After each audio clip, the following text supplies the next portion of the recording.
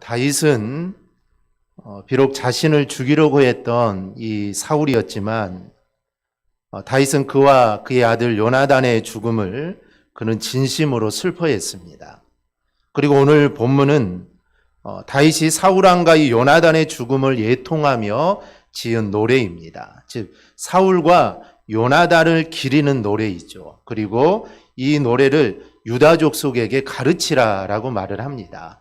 이 말은 계속해서 이 노래를 부르라라는 그런 의미도 있고, 이 사울과 요나단의 한 일들을 계속 높이라라는 또 그런 의미가 있습니다. 이 서양 속담에 사람이 원수를 가장 사랑할 때는 그가 죽었을 때이다라는 말이 있습니다.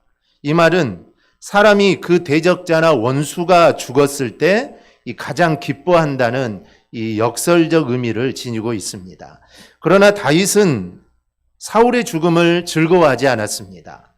오히려 다윗은 사울의 죽음을 진심으로 예통을 하게 됩니다. 우리 성도들은 다윗의 이러한 자세를 우리가 본받아야 합니다. 즉 성도들은 나를 사랑해주고 또 나에게 은혜를 베풀어준 사람은 불행만 슬퍼할 것이 아니라 정말 나에게 고통을 주고 또 나에게 해를 끼치는 그런 대적자의 불행까지도 우리는 슬퍼할 수 있어야 합니다.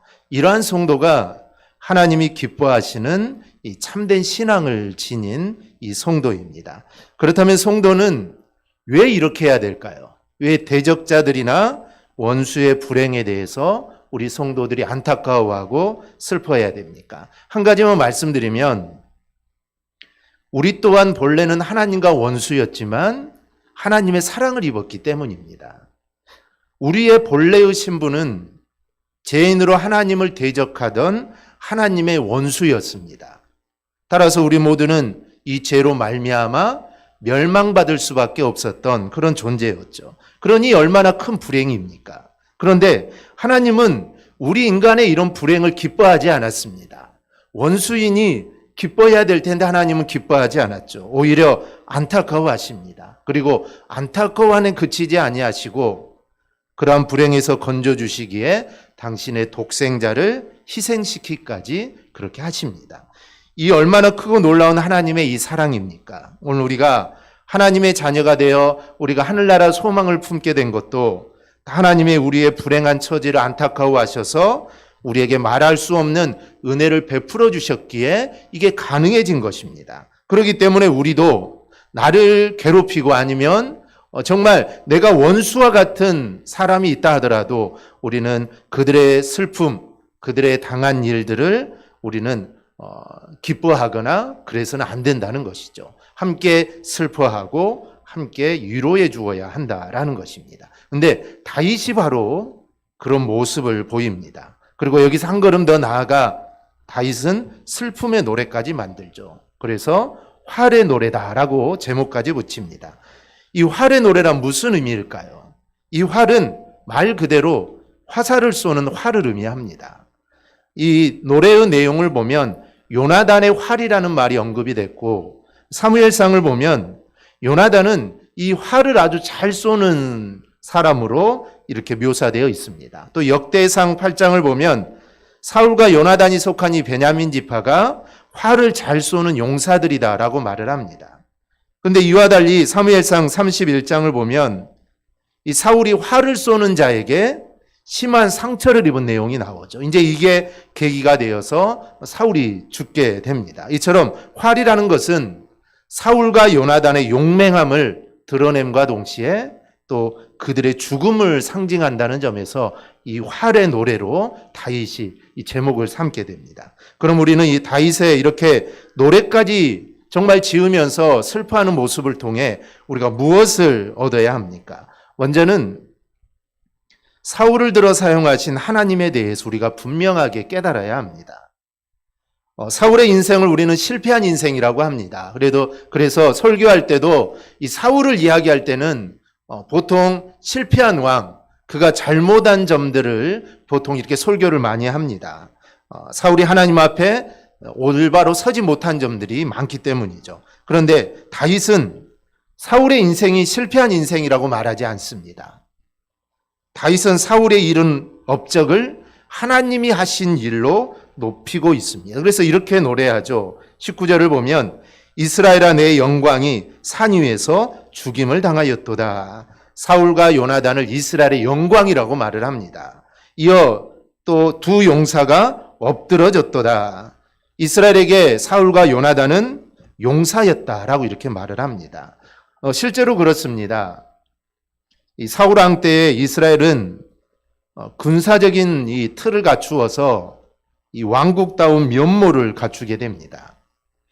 이 다윗 왕국이 언약사에서 중요한 의미를 갖지만 이런 다윗 왕궁이 설 수 있는 이 기반을 만들어준 사람은 사울이었습니다. 그래서 사울은 초대 왕으로서 이 나라의 기틀을 만든 사람이었다는 것이죠. 사울은 수많은 전쟁에 나가서 그는 이스라엘을 구원하고 이스라엘을 하나로 결속하는 일을 많이 했습니다. 사울은 전쟁에 나가기만 하면 승리를 하죠. 하나님이 사울을 버렸음에도 불구하고 그래도 사울은 전쟁에 나가서 늘 승리를 합니다. 이로 인해 나라가 이제 든든하게 세워지게 되는 것이죠. 이런 업적이 작다고 할 수가 없습니다. 그래서 다윗은 20절에서 이렇게 노래합니다. 두 용사가 죽은 일을 가드에도 아스글론에도 알리지 말라. 블레셋 사람들이 기뻐하고 할례받지 못한 자의 딸들이 계가를 부를까 염려된다. 이 가드와 아글론은 블레셋의 대표 족속입니다.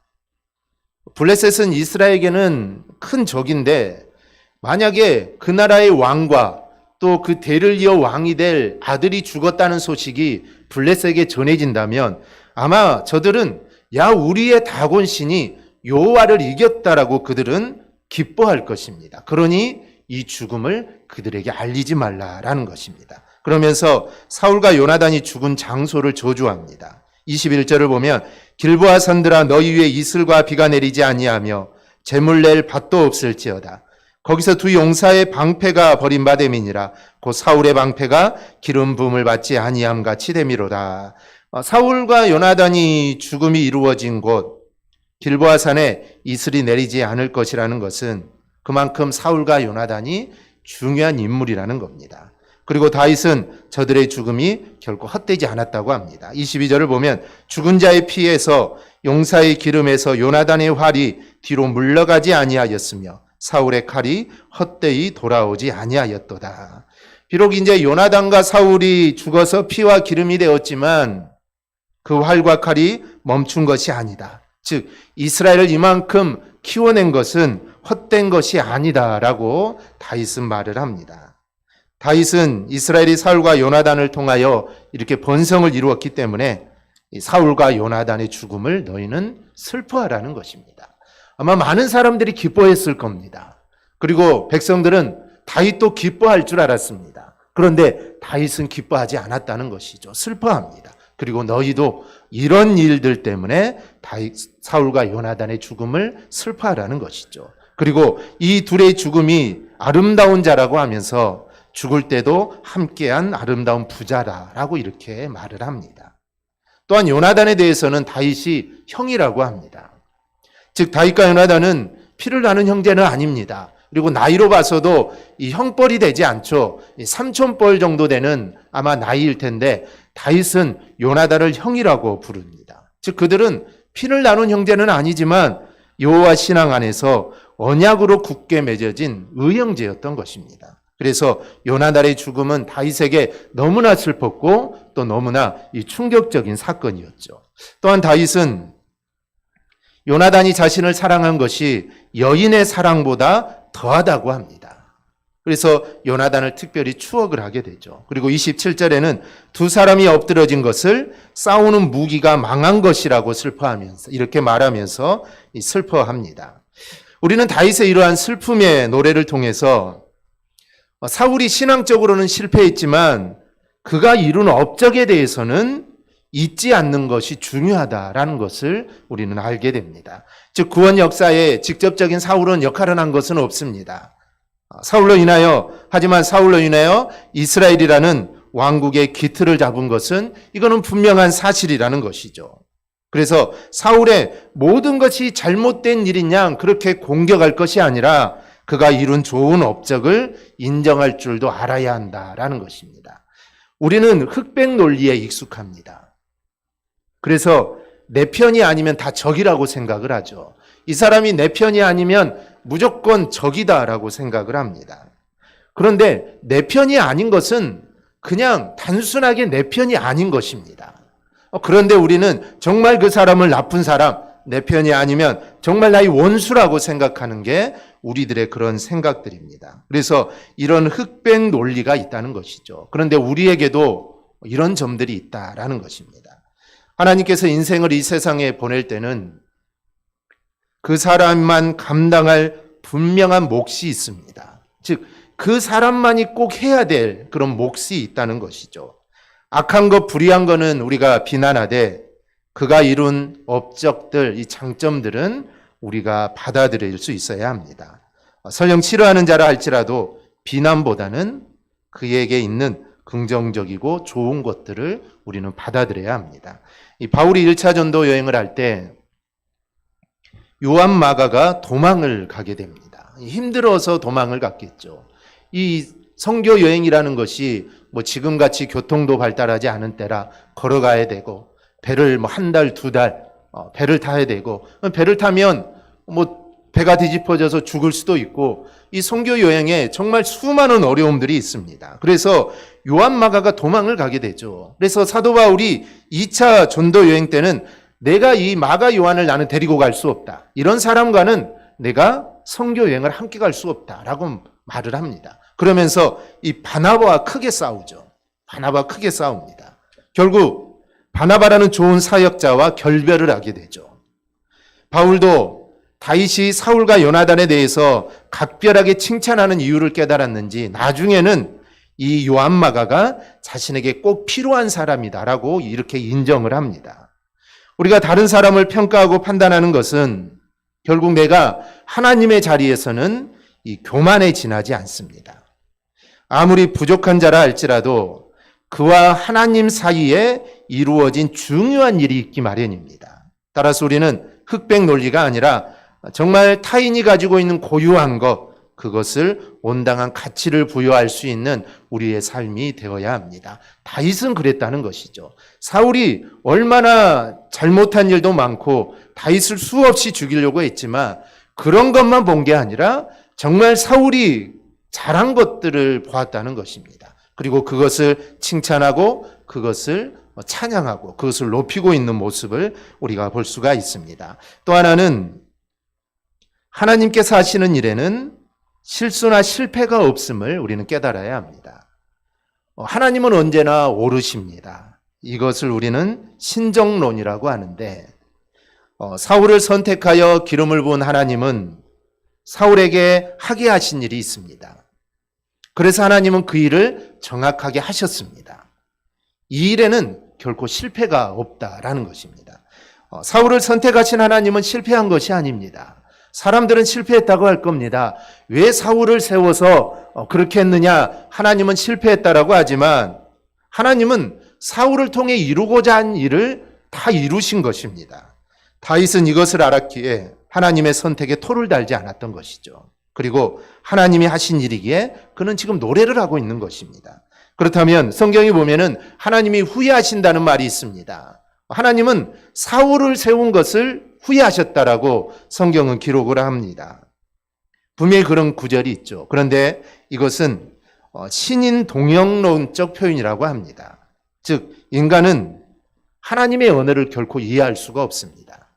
그래서 하나님은 당신을 표현할 때 부득이하게 인간이 이해할 수 있는 표현법을 사용하여서 하나님 자신을 표현하는 것입니다. 그래서 우리가 주일날도 살펴보았지만 하나님이 진노하신다, 후회하신다 이런 표현들은 우리 인간의 표현들입니다. 그래서 인간들이 이해하도록 하나님이 그렇게 하신 것이죠. 그래서 하나님이 후회하신다는 이 말씀은 하나님이 후회할 일을 하셨다는 뜻이 아닙니다. 그만큼 안타까운 일이 일어났다는 것이죠. 하나님은 언제나 정확하시고 하나님은 또한 옳으십니다. 그렇다면 우리는 하나님의 계획 안에서 이루어지는 일을 하나님이 바라보는 시각으로 바라볼 필요가 있습니다. 우리 인간의 시각이 아니라 하나님의 시선으로 우리는 바라봐야 합니다. 지금 사울과 요나단이 죽은 일은 어쩌면 다윗에게는 정말 반가운 소식입니다. 사울 왕이 죽었으니 이제 자신을 죽일 사람도 없어졌고 이제 자신이 왕위에 올라갈 수가 있습니다. 그런데 이것은 지극히 인간적인 생각입니다. 다윗은 사울을 통하여 이루신 하나님의 일에 집중합니다. 다윗이 보는 사울은 이스라엘의 용사였습니다. 즉 자신을 죽이기 위해 자신을 쫓아오는 자가 아니라 사울은 이스라엘의 용사였다는 것이죠. 하나님은 실수나 실패를 하지 않기 때문에 사울이 이룬 일 역시 정확하게 이루어진 하나님의 일이라고 보았던 것입니다. 그래서 그는 사울의 지금 이 업적을 기리는 겁니다. 그럼 사울의 업적을 기리는 다윗은 사울이라는 개인을 기리는 것일까요? 아니면 사울을 사용하신 하나님을 높이는 걸까요? 다윗은 지금 사울을 높이기는 하지만 사울 개인을 높이는 것이 아니라 사울을 들어 사용하신 하나님을 높이고 있는 것입니다. 이 신앙 성숙이라는 것은 내가 하나님의 일을 많이 해서 이루어지는 게 아닙니다. 내 신앙이 자라고 내 신앙이 성숙하는 것은 내가 하나님의 일을 정말 부지런히 많이 해서 잘하는 것이 아니라 하나님이 선택하시고 운행하신 것에 대해서 흔들리지 않는 믿음을 가진 신앙이 성숙한 신앙입니다. 즉 이게 하나님의 일이라는 것이죠. 그래서 이 일이 어떻게 되든 그 일에 집중하는 것입니다. 이게 바로 신앙이 성숙한 사람의 이 모습입니다. 지금 다윗이 사울에 대해서 갖는 입장이 그렇습니다. 다윗은 사울을 보고 있는 것은 사울을 하나님이 세웠다는 것입니다. 다른 걸 보지 않습니다. 이 사울도 하나님이 세웠다는 것이죠. 그래서 사울이 부당할 때도 사울과 싸우지 않고 피했던 것입니다. 사울을 죽일 수 있을 때도 옷자락만 베었고 또 사울을 죽일 수 있었지만 물병과 단창만 가지고 나온 것입니다. 단 하나를 본 것이죠. 하나님께서 사울을 세우셨기에 아무리 사울이 이상하게 보여도 하나님이 정확하시고 하나님은 완전하시다는 겁니다. 그래서 오늘 본문은 신정론을 우리에게 보여주는 겁니다. 우리는 때로 이해할 수 없는 일들을 만날 때가 많습니다. 분명 내가 저 사람보다 더 잘하고 내가 분명 저 사람보다 더 열심히 하는데도 저 사람이 승진하고 나는 그렇지 못한 경우가 있습니다. 저 사람은 잘 되고 똑같이 열심히 하고 내가 더 열심히 하는 것 같은데 저 사람은 잘 되고 저 가게는 더 잘 되고 나는 안 되는 것 같은 그런 일들이 일어납니다. 그러면 우리는 온갖 이유를 갖다 댑니다. 저 사람은 빽이 있을 거야. 아마 저 사람은 내가 못하는 아부를 잘한다라고 우리는 생각을 합니다. 그런데 이제는 우리가 달리 볼 필요가 있습니다.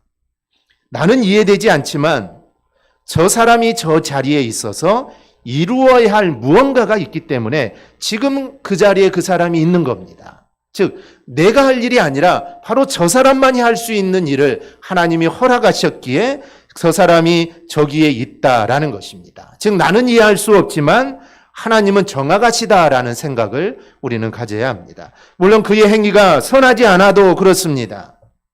악한 일을 해도 그 악을 통하여 뭔가 쓰임받고 사라질 수도 있습니다. 가룟 유다는 예수님의 12제자 중에 뽑혔지만 그는 예수님을 파는 자가 되었습니다. 그리고 어떻게 됩니까? 그는 스스로 목숨을 끊게 되죠. 그래서 그는 정말 귀한 자리에 있었지만 어찌 보면은 그는 또 그 부분에 쓰임을 받았다라고 할 수도 있습니다. 즉 누군가는 그 일을 이루어야 되는데 그 안에 마귀가 들어가서 가룟 유다를 미혹했다라는 것이죠. 우리는 성도이기에 이러한 모습으로 나갈 수는 없습니다. 사울이 자신을 죽이려고 했다고 다윗이 사울에게 칼을 들었을까요? 아닙니다. 다윗은 그렇지 않았습니다. 이 똑같아질 수가 없었던 것이죠. 다만 하나님께서 그 사람이 서게 하셨다면 거기에는 하나님의 뜻이 분명히 있다고 받아들이는 그 자세가 우리에게 필요합니다. 어쩌면 그 자리에 가면은 하나님을 양심 있게 따를 수 없는 일이 있을 수도 있습니다. 정말 우리가 하나님을 믿는 성도로서 정말 불의를 행하고 그렇게 하면서 우리가 살아갈 수가 없겠죠. 우리가 따를 수 없는 일들이 일어날 수 있습니다. 이게 잘못됐다는 것을 알면서 우리가 어떻게 할 수 있겠습니까? 믿지 않으면 사람들을 속이고 할 수 있겠는데 내가 믿는 자로서 그렇게 할 수 없는 일들이 분명히 나에게도 오게 될 것입니다. 그래서 하나님께서 내가 아닌 그가 그 자리에 서게 하실 수도 있었던 것입니다.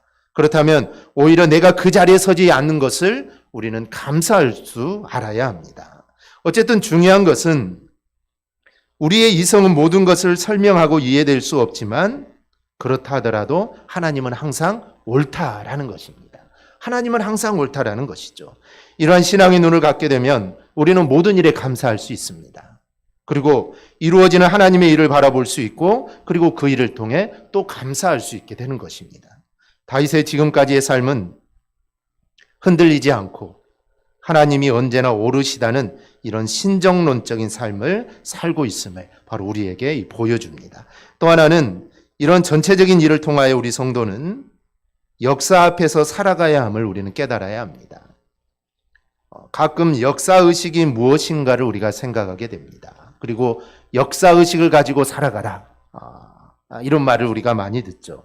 이 사전적인 의미의 역사의식이라는 것은 사회현상을 시간적 계기에서 포착하여 그 변화 과정에 주체적으로 관계를 가지려는 의식을 역사의식이라고 합니다. 지금 내가 살아가는 이 순간은 역사적인 순간이라는 겁니다. 지금 내가 살아가는 이 순간은 이제 역사가 될 것입니다. 오늘 우리가 드리는 이 예배, 대강교회 역사의 한 지점이 되는 것이죠.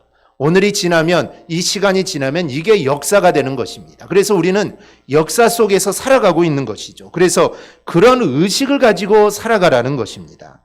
역사적 순간에 살아가고 있고 이것이 결국에는 수많은 결과들을 이어갈 거라는 것입니다. 그래서 내가 지금 살아가고 내가 지금 행하는 이 모든 일들은 앞으로 일에 영향을 미치게 되어 있다라는 것입니다.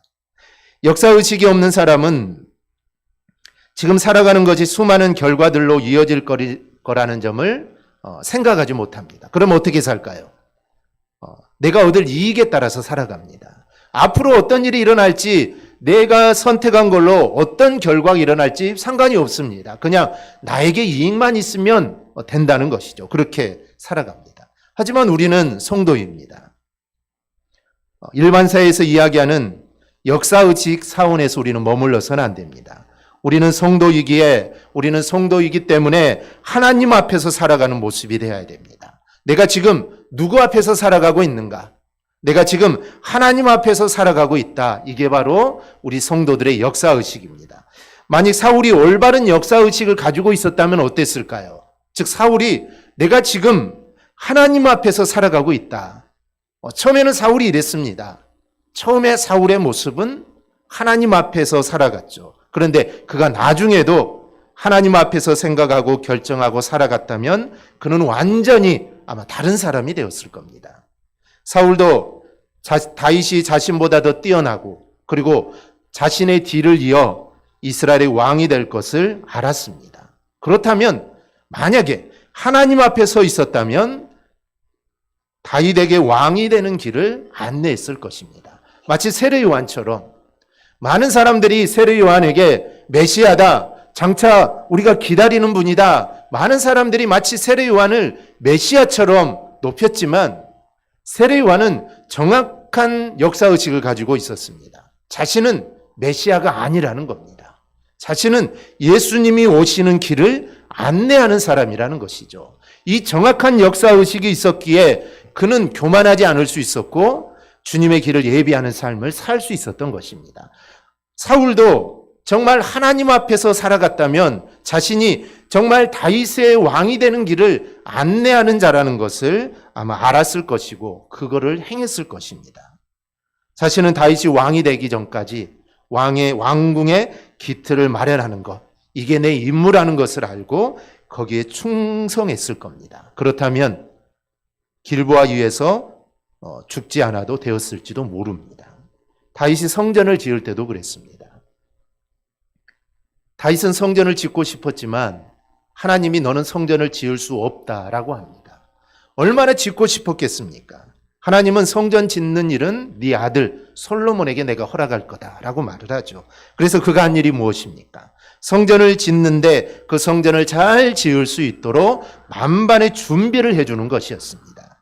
이게 역사의식이죠. 하나님 앞에서 살아가는 것입니다. 하나님이 안 된다고 하니까 나는 하고 싶은데 하나님이 안 된다고 하니까 어린아이처럼 땡깡을 놓는 게 아니라 그것을 받아들이고 그 자리에서 내가 할 수 있는 일들을 하나하나 해나가는 것입니다.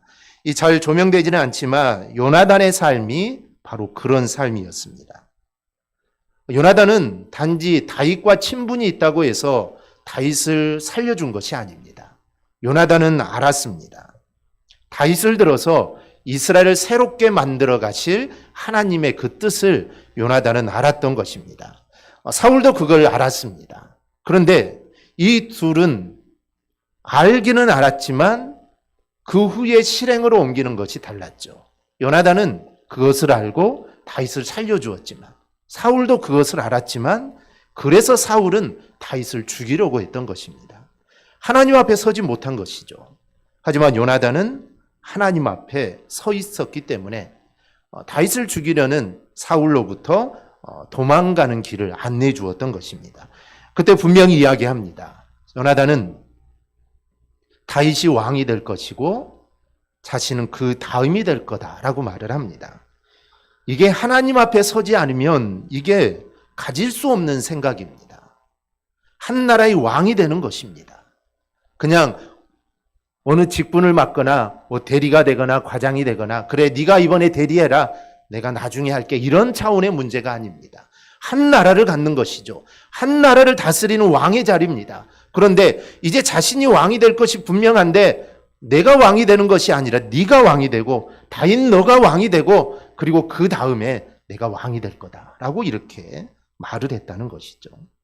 결국 요나단은 이런 역사의식을 가지고 있었기에 그렇게 말할 수 있었던 것입니다. 다윗 왕위가 자신의 것인데 하나님 앞에 서니 그 왕관이 다윗의 것임을 알았던 것입니다. 그러면서 그는 아비 사울을 떠나지도 못합니다. 사실 사울 곁에 있으면 망할 수밖에 없습니다. 이게 뻔한 일이죠. 하나님이 사울을 버렸으니 이 망할 수밖에 없습니다. 결국 아비 사울을 지키다가 사울과 같이 비참한 죽음을 맞이하게 됩니다. 이것 또한 하나님 앞에서 자신의 길을 정한 것입니다. 적어도 다윗이 두 사람의 이 죽음을 노래한 데는 요나단이 하나님 앞에 섰기 때문에 그의 죽음이 허무하지 않다는 것입니다.